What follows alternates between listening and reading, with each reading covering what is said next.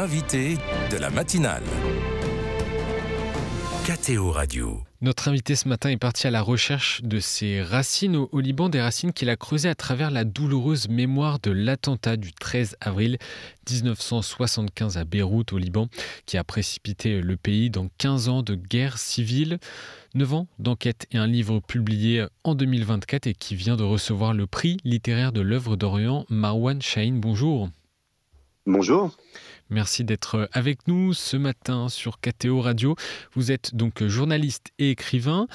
Qu'est-ce qui vous a conduit, Marwan Chahine, à travailler pendant près de 10 ans sur le mitraillage de ce bus palestinien qui a marqué le début de la guerre libanaise ?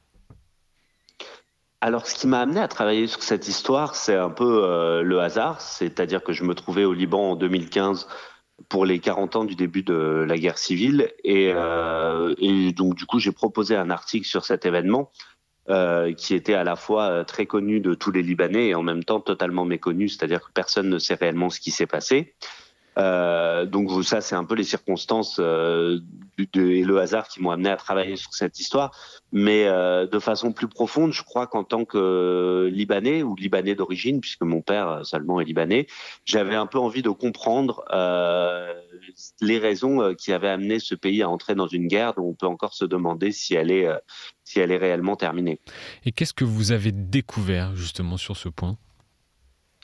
Et alors la première chose que j'ai découverte, qui est une demi-découverte, c'est que le Liban, c'est assez compliqué.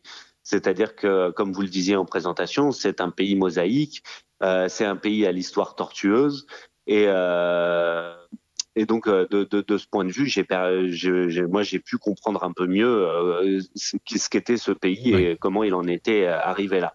Et sur l'événement lui-même.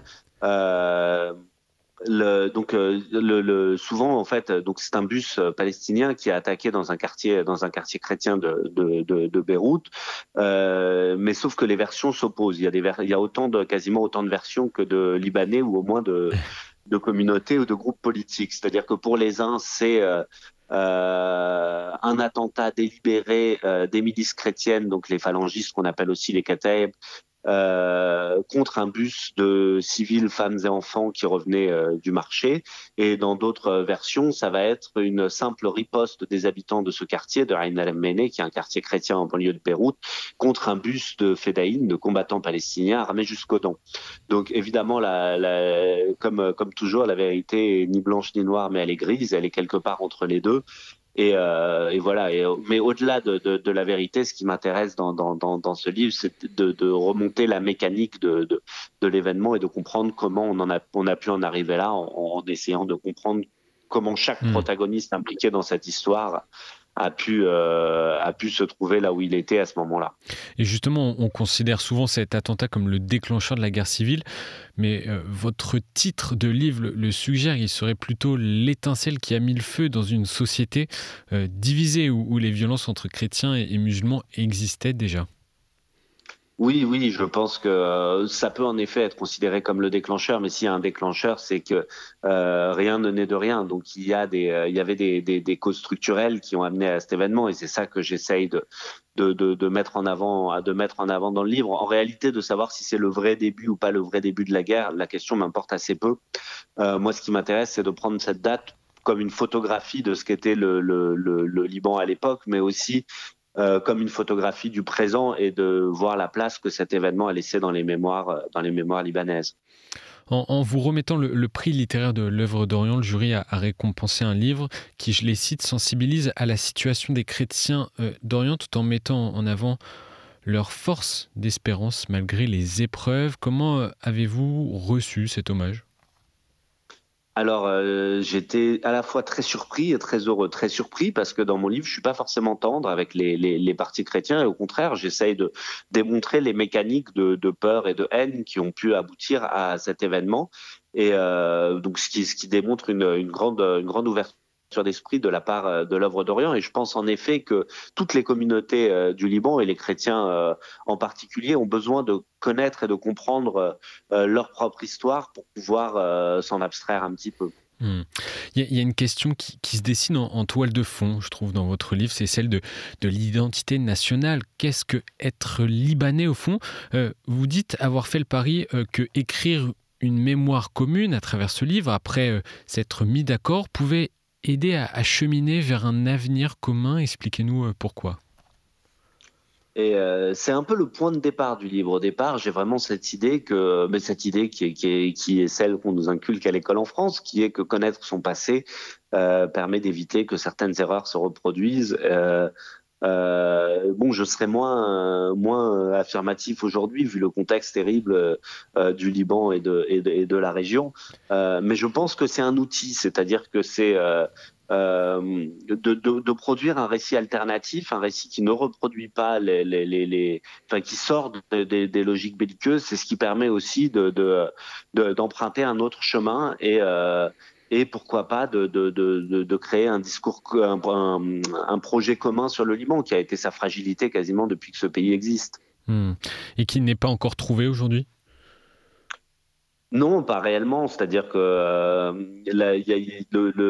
à cause très largement à cause du contexte régional, le Liban est un pays qui n'a pas vraiment eu le temps de cimenter son projet politique. Et c'est un pays qui devient indépendant en 1943. En 1948, on a la création d'Israël et le premier conflit israélo-arabe. Et on a l'arrivée de 200 000 Palestiniens qui fuient de chez eux, ce qui déséquilibre et démographiquement et politiquement ce tout nouveau pays qui vient d'être créé. Donc le Liban, il est pris dans une équation régionale et il a un vrai travail à faire par rapport à sa propre histoire et à son propre projet, mais il y a aussi des enjeux qui le dépassent. Et comment le Liban, justement, peut-il retrouver une véritable souveraineté ? Et là, c'est toute la difficulté, parce que c'est un pays qui est petit, qui a pas de réelle puissance militaire. Donc sa souveraineté sur ce plan, c'est quelque chose d'un peu difficile. En revanche, c'est là où l'histoire est importante, c'est que bien connaître son passé et savoir vers où on va, ça peut déjà aider les Libanais à savoir ce qu'ils veulent et à peut-être mieux vivre ensemble. Il y a depuis l'année dernière un nouveau président, Joseph Aoun, et un nouveau Premier ministre. Ce changement politique représente-t-il un motif d'espoir malgré la crise économique et la guerre au sud du Liban ?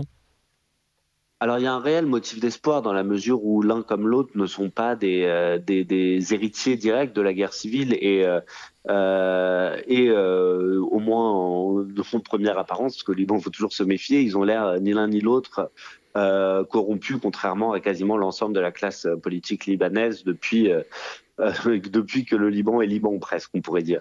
Mais pour autant, les enjeux régionaux sont une grosse épine dans le pied, c'est-à-dire que la situation économique, mais aussi la guerre, qui fait que cette question de la souveraineté se pose de façon très brutale.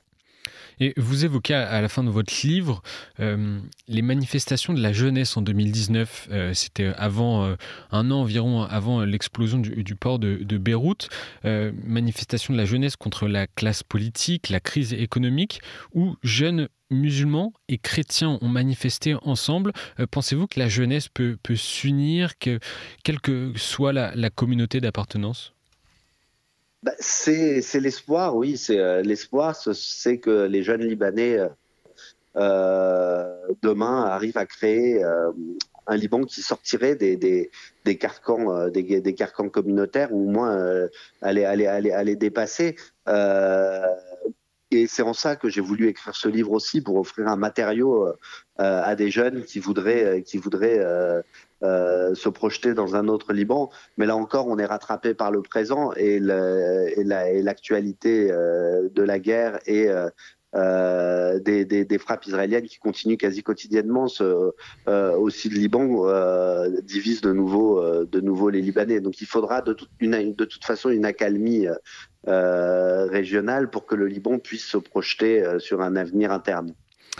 Et une dernière question, un dernier point, Marwan Chahine. On vient d'apprendre la venue de Léon XIV au Liban mi-novembre.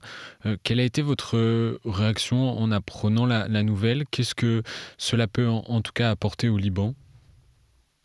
Mais au sein de la communauté chrétienne, il est évident que, et des Maronites en particulier, il est évident que ça porte un certain espoir et ça donne aux Libanais le sentiment qu'ils sont pas seuls, ce qui est assez important en ce moment, puisque beaucoup de Libanais ont l'impression que tout le monde les avait un peu abandonnés. Merci Marwan Chahine d'avoir été avec nous ce matin. Je rappelle le titre de votre livre, 13 avril 1975, Autopsie d'une étincelle, publié aux éditions Bellefond et récompensé du prix littéraire de l'œuvre d'Orient il y a quelques jours. Merci d'avoir été avec nous ce matin. Merci à vous.